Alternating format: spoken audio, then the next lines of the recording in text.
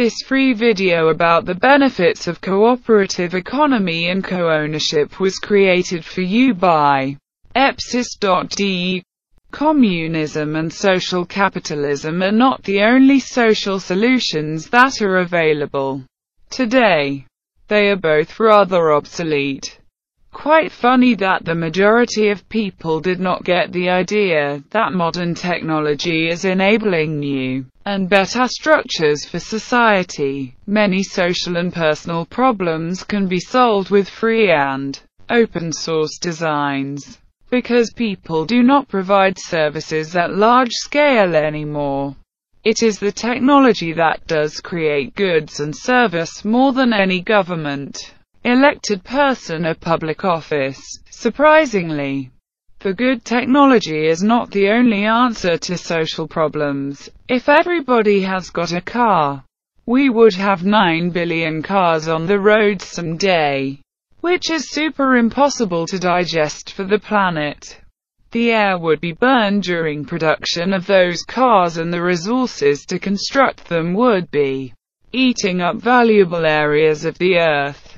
Scarcity and poverty can be resolved by alternative ownership models and social understanding of why it is not necessary to own stuff. If we can rent very fast or co-own objects in public libraries with 100 times cheaper membership fees than the price of ownership of unused objects. Let's say everybody wants to have a piano. There is no need to own a piano for everyone who wants to play it once a week. We need new social structures and self-organized libraries, where people can have cheap access and share dishwasher-cleaned goods with others, instead of paying a high price of unnecessary ownership for dusty stuff that we rarely use. Another example could be the health screening service. Such a service could be done by an automated health booth where people enter and get screened for health metrics. Those people need data and information about their physical state, but they surely do not need to own the device that scans them once a week. If they can pay a group membership fee that is 100 times smaller than the price of this health screening device, we can be sure that 100 people can agree to co-own a device that is located near to them and provides access for cheap health screening on a daily basis.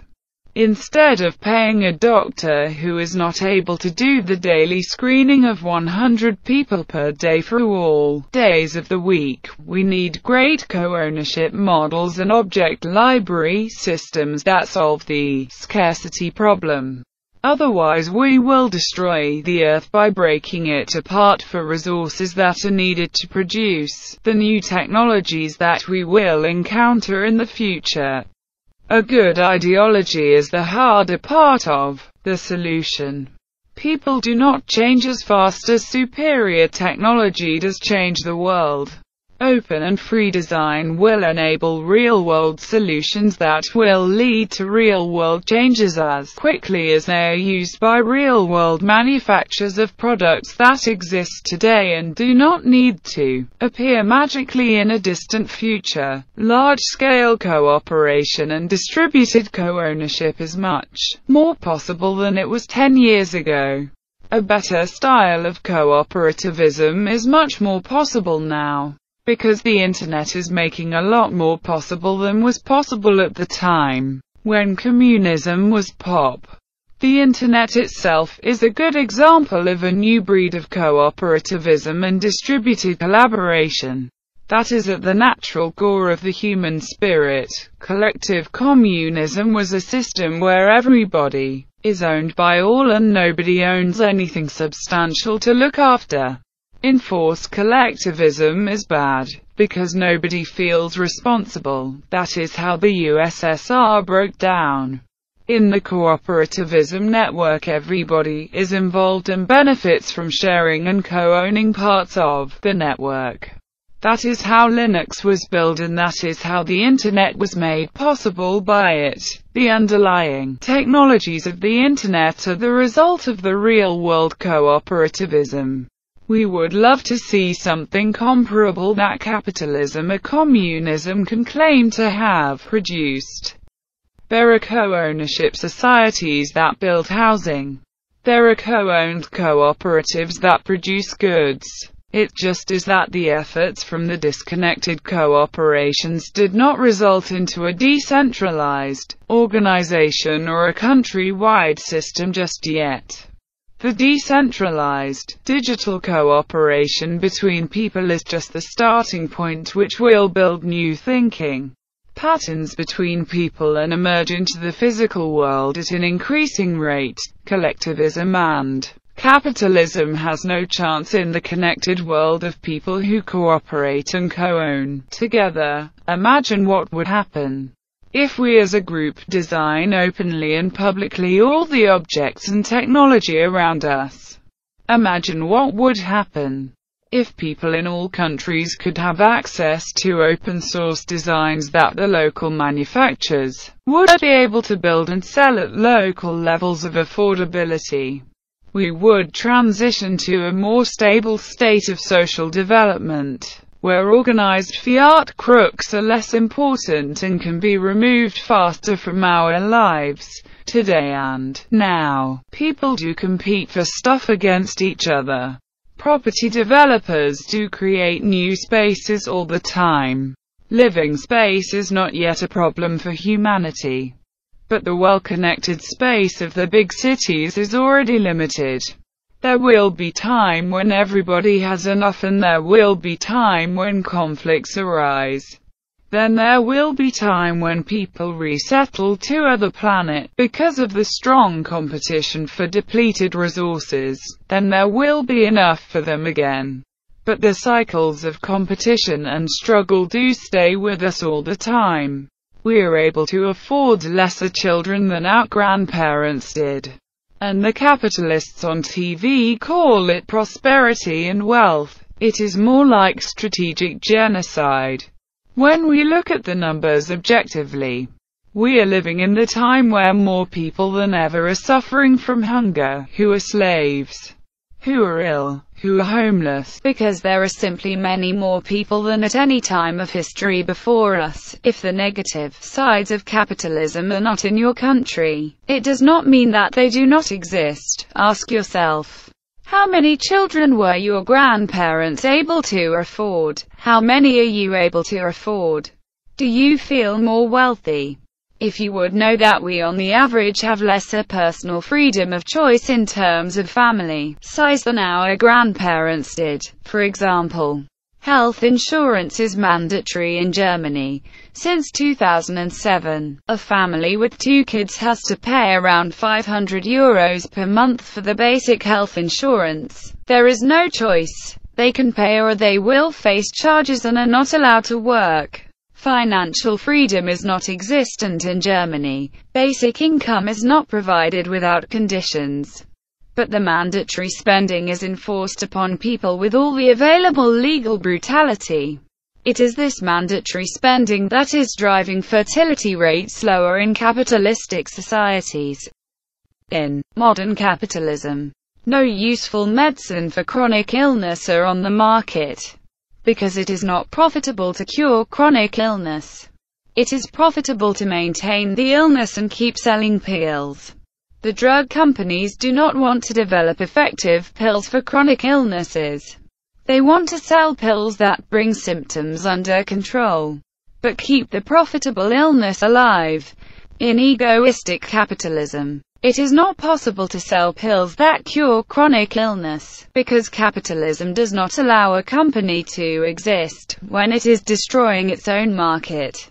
That is why it is very expensive to find profitable treatments that do cure the symptoms, but keep the chronic illness alive. Look at Spain. One super advanced thing that Spain has now is the political transition to cooperative and co-ownership society. It is not like communism, nor is it related to egoistic capitalism, but is more like a new style of decentralized cooperativism. Spain is heading into cooperativism, sharing economy and new forms of collective ownership. They inspired the Occupy movement. They started the distributed cooperativism in Catalonia. There are a lot of positive political and social innovations in Spain at the moment that other countries can only dream about. And those innovations come not from the main media or politicians, but from the educated young people. In cooperativism and co-ownership, we do not need to have common rule over individuals, because nobody is competing against others like in the egomaniac capitalism game. The future is decentralized and based on cooperation and voluntary sharing like we already do with free software and the Creative Commons media. We will build rental malls around the globe. Those rental malls are going to rent out dishwasher-cleaned goods to local members, instead of selling expensive products to them. This is how we will replace endless consumption and save our planet. One rental mall at the time. People would stop shopping and would focus on really important things in life, while reducing the consumption of the planetary resources. Good women would love to live in great cooperative housing. Efficient and clean co-owned buildings with great designs would be possible, if we could build them for cheap, and the inhabitants would be able to cover the cost in shares and voluntary work. As of now, random banks buy land, build property, give out loans for 30 to 40 years and milk the people for those 30 plus years. It is not a good way to live, when we have to worry about covering the cost of life for 30 years, for every month in stress and fear about the future payments. In the collaborative society, the people will be able to print metal frames for co-owned buildings. People will build and design homes together and for each other, if this technology is free and open. Today and now, the central banks are creating free money. They give the free money to commercial bankers for investing into society. But the commercial banks do not invest into society. They play the financial markets for profit. We need direct internet democracy, if we ever want to be free from that injustice. In reality, there would be no harm, if the kindergartens and food in them would be free for the children. Kindergartens provide a lot of benefits, without creating any risk for inflation of assets. The government could get free money from the central bank to open free kindergartens, but they do not do it, because the current fiat system is set up to serve the private bankers first and everybody else second. The brutal game of the bankers is to ruin markets and to grab assets, because it is more profitable for them than funding new companies or economic stability in which they cannot provide expensive loans or compete with real people who want to buy assets for good use. No central bank is working for the people. If they would really do so, then they would fund science, street cleaning, kindergartens and schools. If they really wanted to distribute money into productive hands without creating inflation, money stability would be okay, if kids could get free kindergartens, because kids do not run around and spend free money on valuable assets. The fiat-based governments do lie all day long, just to pretend that their system is set up to serve us. Private banks do not provide direct social services, but they get free money from the publicly funded systems. Fiat-based capitalism failed. We need direct internet democracy or this abuse will never stop. Fiat money is fake from the start. It is created by a press of a button and then given to private bankers, so that they can extract real assets from people. It will be totally okay to default on fiat money. Since it is fake from the start, no physical value will be damaged if the people default on fiat money systems. But a lot of real human value will be lost if we continue to play the game of the value-extracting bankers. Today and now, the banks are extracting productivity from the real people at no cost to them, because they get free fiat money from the central bank. Big banks get money from the central bank for free. They loan it at interest to the people and to the governments. Almost every product in society contains an inflated price that is set up to pay back the loans. There is no freedom or social progress if the system is designed to keep people in debt. The fiat money distribution and creation is a global farce that is helping the current elite to stay on top and suppress any social progress. Fiat money is not friendly by design. When richer people get more than average people, then the rest of the people becomes relatively poorer, because they cannot compete on the price of real-world assets. Math of fiat money systems is intended to make everyone to compete against everybody else for the price of goods, houses, food and services. It is bad. We need easy cooperative access instead of strict ownership for the rarely used goods, so that we do not compete senselessly for the stuff that is not in use most of the time. Egomaniac capitalism seems silly from the distance, because we all work and fight for money and then buy stuff that we could rent for super cheap in the cooperative libraries of dishwasher-cleaned objects that we would be able to create, if we were wise enough to create them. People have been exploited all the time in history, but there is more to it than we expect to see. It is not only the bad people, but the cold math behind the monetary system that is self-organizing against humans.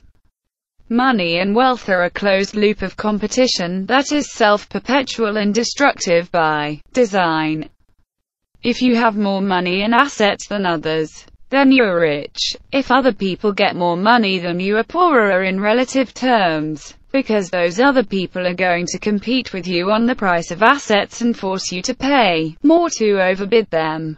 So, the rich people are forced to get richer or to block others from getting money.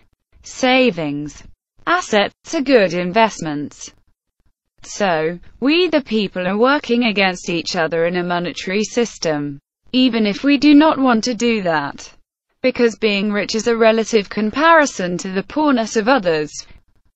Co-ownership and cooperative sharing of objects in a publicly served library system is a way out of this destructive cycle of being forced to pay more than others can afford. Because we do not need to own all of the non-daily stuff, but just need to have an access to it, if we need to use something for a week or two. Tools are a perfect example of this logic. Some tools are used once a year for 1 week, so one tool can be used by 52 people. If it was accessible from a nearby library of objects, we all would be richer. If we had access to 52 tools instead of just one tool, because the 52 people can buy one tool for each and share it through the public library system.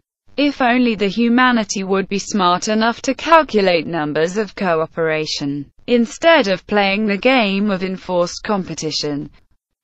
Imagine that you are super rich, but have no access to a supermarket or a train or a pharmacy or a park. Wealth is not about ownership or numbers. True wealth is about having access to the stuff that we need daily and some personal luxury on top of that access. Ownership has a high price of storage space. True wealth is not ownership. True wealth is about having easy access to more goods and services than one could possibly own or manage alone. Shared ownership of buildings, object libraries, tool libraries, toy libraries and even great wedding dress libraries can greatly increase the commonwealth of the people. Co-ownership of multi-level buildings can lower the need for capital investment into apartments. There is no need for everyone to own a rarely used object that can be borrowed from an object library and be returned a week or a month later. Most of the objects are not in use all the time anyway. Providing access to tools, toys and other objects can greatly reduce the need for ownership of them, so that there would be no need to produce too much or to produce more than we do now. Let's say you have an electric fan. The fan is great and super durable.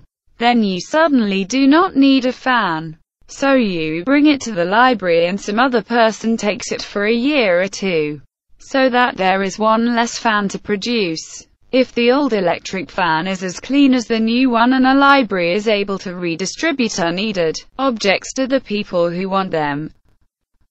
An excellent example of co-ownership is an automatic, driverless car that could cost little to co-own with 10 other people, who can use the car in a non-stop cycle of automated short trips with 2 to 3 cars for 15 people who live close to each other.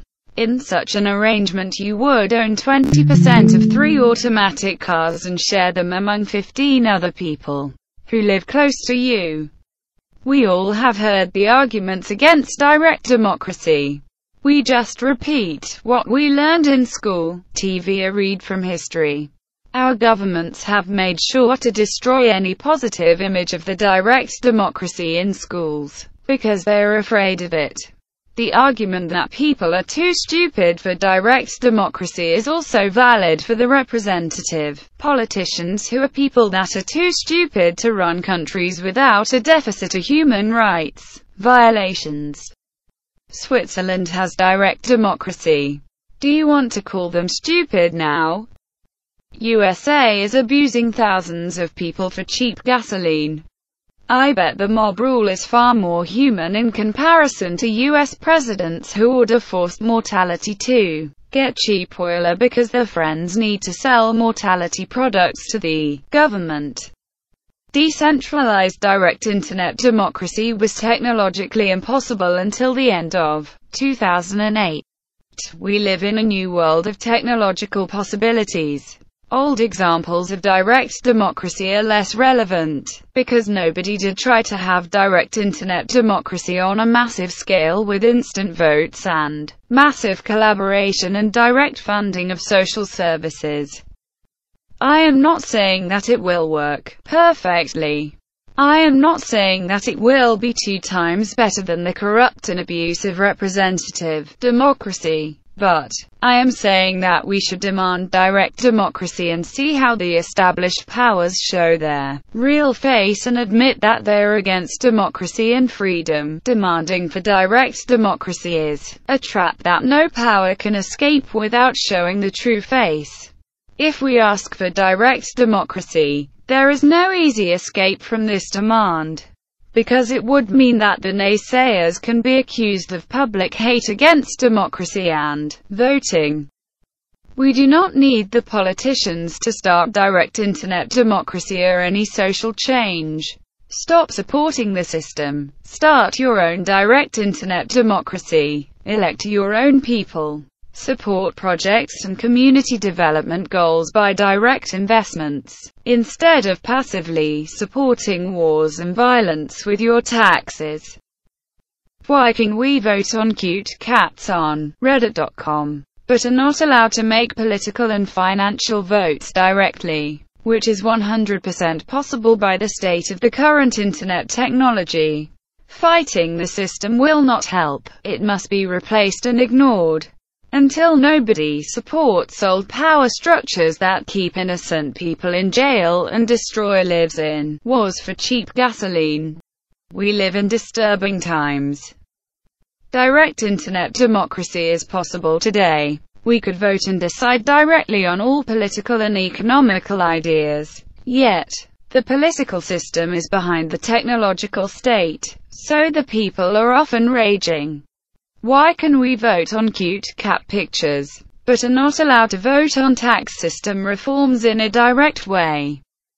We could ignore the current system, set up our own direct internet democracy platform and just abandon to support the established system. It is possible to create a small town with 3,000 people. It is possible to vote locally for the mayor of that town. It is possible to set up direct democracy inside of this town. It is possible to refuse to obey central government in that town. It is super hard to do the same in a major city, because people do treat outsiders very badly, because of inbuilt genetic behaviors. For example, if you go and complain about any government failure to the government employees, then you will run against a mental wall. Because the government employees will feel that their tribe is under attack. Reason and facts will not help, as long as they do not admit wrongdoing. And that is a very hard process for any human. The representative democracy is blocking cooperation. By having representatives that do what the most paying bidder or a strategic group of voters are asking them to do. In direct internet democracy, we all can cooperate and build without consent from a central authority. If the technology is ready, we can vote, make crowdsourced decisions and ignore the clowns in the government.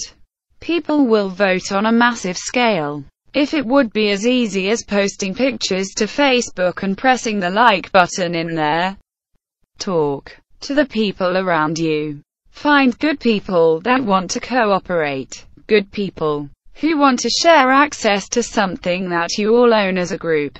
Find good people who want to cooperate on decentralized design projects that bring us all closer to a better future without suffering.